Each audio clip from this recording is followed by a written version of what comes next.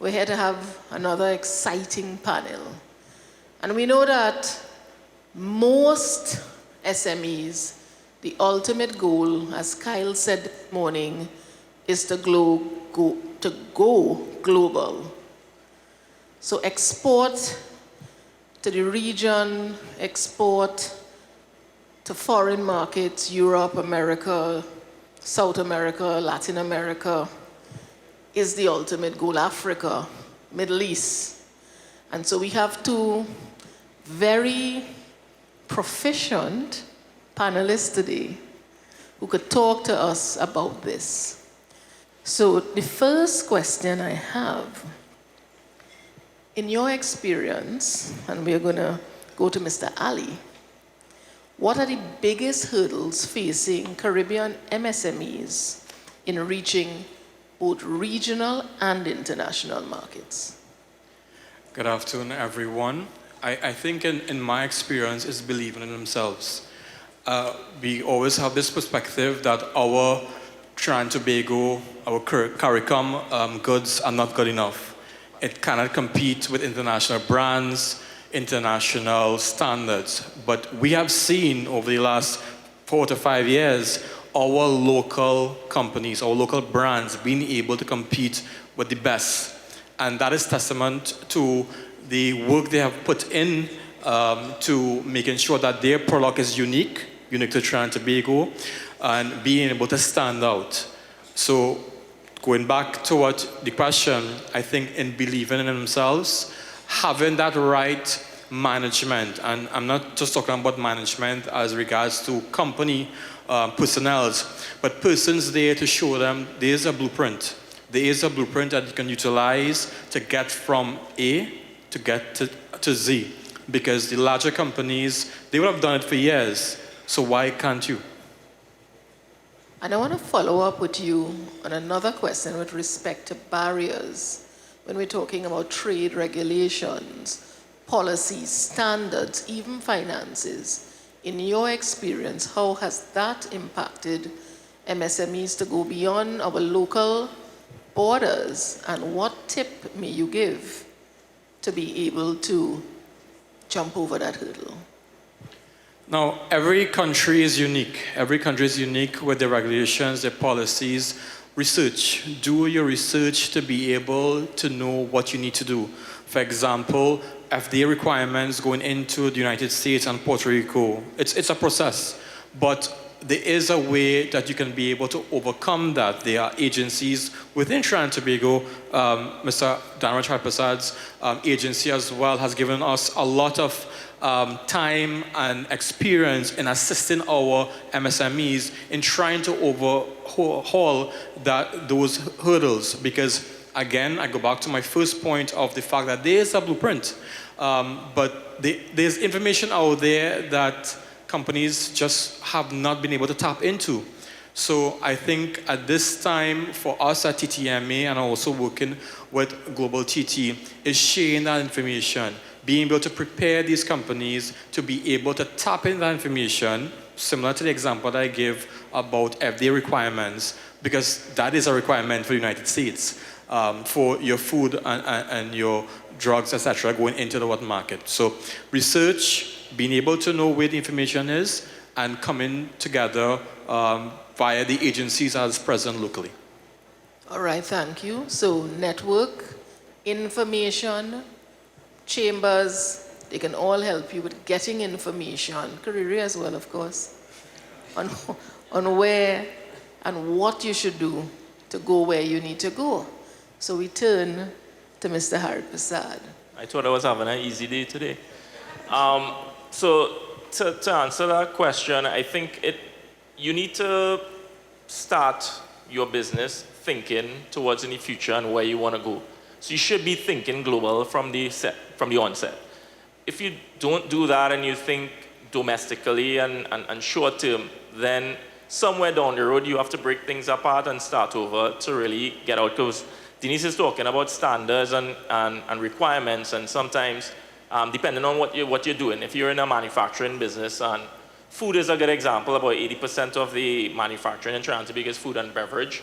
There are a lot of important standards, and rightfully so, that govern that industry because it's for consumption and it can make people ill, right? So if you are looking at just Trinidad and Tobago, you might limit your standards. You just Food and Drug have to come and take a look at your facility, and some health officers come in and you're fine. You might be able to sell to Trinidad and Tobago, and you start selling, growing your business. Then eventually you say, well, hey, I want to export to the US. And Ish mentioned earlier, there are higher standards. There's standards from the Food and Drug Administration, there's the Food Safety Modernization Act, that is much higher, and you would find yourself having to maybe move from your kitchen facility that you had before, and then you have to go and build out something else. Or perhaps you've made that step before and you built out a facility, but it wasn't geared towards, HACCP or any such standard, and then you have to demolish it and build it again. And we've seen that from time and time again with some of our exporters. So it's not that from the onset you're thinking globally and you have to get acres of land and build some big facility right out the get-go, but just knowing where you want to end up, it helps you and it guides you in terms of how you develop your business and go along. And there are facilities like CARIRI where if you are a manufacturer, I'm sorry I'm using manufacturing so much, but that's like a lot of business we work with, but you can go to CARIRI. They have these bays set up where you could actually produce your product. So maybe you don't want to produce in your kitchen because it does not enable you to meet the certain standards. You could go and try out their manufacture, earn your revenue, and then decide, well, okay, I want to go off on my own, and then you come back to Global Trinidad and Tobago and we give you some grants, and you could buy your machinery, meet your standards and stuff like that, and develop your own. So there's different phases to it, and there are ways that you could go about it, but still have that end goal, which is, getting into different export markets and being a global company. Thank you. So before you finish, in 2 minutes, I want you to tell the members of the audience, how does your organization and how can your organization help them get export ready? Well, that's why I brought my colleague Kristen for, so you could talk to him after. But apart from that, our organization, we try to cover start to finish, right? So generally, if you come to us, we start with research, try to figure out, okay, where do you want to export? What products do you want to export? That is the sort of information we want to get from you. We want to get a product and we want to get a market, because that allows us to then start narrowing down on the types of information you would need. If you don't know the market, we could try to identify that. We got to start with a product. The worst thing you could do is say, well, hey, tell me what product's selling, because I want to try to make that. I will always discourage people from that kind of activity, because chances are you don't even like what you're doing. You're just looking for something that you think is going to make money. You're going to fall out of love with it and your passion later on, and that business is more than likely going to fail. So start with your product, start with whatever service, your operation, something that you love to do, and then from that, we could work on what the markets are.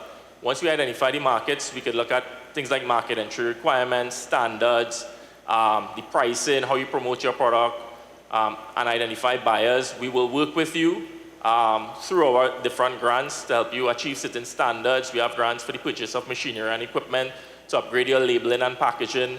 At the point when you are ready to sell, we work with TTMA on the trade missions to hire consultants for matchmaking meetings so that we could find the right buyer for you. There are a lot of exporters, they want to deal with the biggest companies. That might not be best for you. We're talking, maybe you are now starting, you want a small distributor who could work with you and build the brand together, right? Because the bigger distributors, they may just want to get as much margin out of you, and it's harder to negotiate. Also, you have to think about the portfolio of products that they have. You are just going to be one product in maybe thousands of different products, and maybe you're not going to get the attention you deserve. So those are some of the things that will help you with. Set up those meetings, and after, should you get an order, there's additional support in shipping your samples across and even helping you and your distributor to promote your product. So there's grants for that as well. So we try to cover the entire range of the export process to ensure that you have that support. All right, thank you. So if you didn't know before, or if you weren't using them before, Export TT is here to help you as Mr. Dhanraj said, on the whole gamut, from helping you understand, is this the right product, is this the right strategy, all the way to helping that sort of entry. And so I want to ask Mr. Ali from the TTMA the same question. How is your organization, how can your organization help those SMEs in the room, and of course they're going to tell their friends, to be able to go beyond our local borders? So just touching a bit of what Dhanraj was explaining, what Export Global TT does. The market research that they do assists our manufacturers as well. We look at the trade agreements. So the first thing that we will do is look at the market research, look at the trade agreements that we are privy to, Trinidad and Tobago and also CARICOM. We have free trade agreements with a few of our Latin American countries, which is underutilized at this time. And over the last 4 to 5 years, we've made great attempts through trade missions and also attending trade conventions that Global TT would put on to be able to access a bit more information, access those distributors. Now, when we get that market research and that intelligence, we take that to be able to market, to find those markets that we think that our manufacturers can be able to access. So over the last 2 years, we have gone to Guyana and Suriname a few times. We have done trade missions to Canada, and we are about to do a trade mission to New York. And these missions don't just come about willy-nilly, if I must say. It takes a lot of effort and information building from the members to be able to say, look, your product can be able to compete. There is a distributor in this country that can be able to take your whole entire catalog. So we'll be able to present this to the companies before we go. The consultants that we try to hire in these markets are persons who are, one, well-connected, two, have an appreciation for the products, have an appreciation for what is going on in the economy in that market, because we try to arm all of the members and all of the companies that goes on these missions with everything. Have an idea of what is taking place politically, the economy, diversification, what is taking place on the ground. So when you go on these missions, you're able to see, feel, and touch everything. You do your own market research. You visit a grocery, a supermarket, compare what are the prices, what is going to be the landing price for your product. You attend sessions that can be able to tell you what is the do's and don'ts, what is the custom regulations in that country. Because just being able to export is not just about packing your product in a box, keeping it up and sending it across. It doesn't end like that. You have to be able to manage that product, manage how it's taken in that market. Because we have seen a lot of instances where companies would say, well, my product is in the country, but there's no market visibility of it. That's because you stopped. You stopped from the moment you made one export, and that was it. The product has to be continued to be able to visit every home in that country. So we try our best to do a lot of hand-holding in that instances. Over the last couple of years, we have saw a greater influx in the SMEs and MSMEs going into these trade missions because they see the need. They see the need to be able to access one foreign currency. We know the issues of that. But they see the need for a higher turnover, being able to access these new markets, which 10, 15 years ago, they would have thought there was no way they could be able to. So we try to push that envelope as best as we can. Thank you. So, as Mr. Ali said, there's a blueprint. And we also have organizations who have this blueprint ready for you. There's no need to reinvent the wheel. So, go to the global, what's your new name? Global Trinidad and Tobago. Global Trinidad and Tobago site. Export TT. Export TT, yeah. Most people know Export TT. Go to the TTMA site. Find out about membership. Find out about their trade missions. Find out about their services. They are here to help you, those who want to go. At the end of the day, yes, we are local, but we're going to go global. There are blueprints. Don't reinvent the wheel. They're there to help you, as well as other agencies. So, gentlemen, thank you.